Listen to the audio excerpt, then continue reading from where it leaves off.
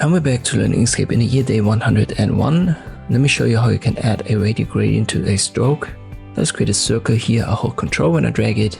Only has a fill. I activate the gradient tool. I'm on the second option for radial and then the fourth option for stroke.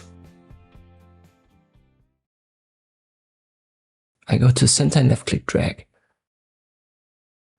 Let me zoom in and you can see there is something, but that's surely not what we want. In this case, you definitely have to open Object, Fill and Stroke, go to Stroke Paint, Radial Gradient, the fourth option is active.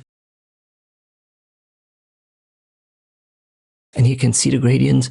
We need this menu to adjust it. First up, let me make that thicker on a stroke style, maybe like 5 points. I go back to Stroke Paint. Now I adjust the color stops. And the second one has transparency, so we need to crank up the alpha channel down here to 100.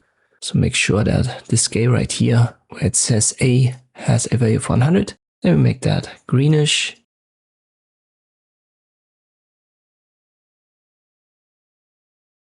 So we have the green color, but where's the red? Well, the red is in center, right here. And because the distance is too big compared to the greenish distance, so the distance of the green color stop, we can't really see it. To make it visible, we have to extend the second color stop, the green one, because then the distance of the two color stops is big enough.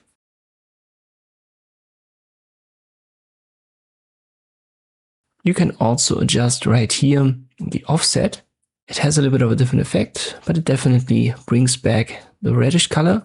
So you can see that we now have red to green, but only on this edge. So here on the right hand side, can definitely rotate that, but the other side will always just have the greenish effect. That's due to the offset.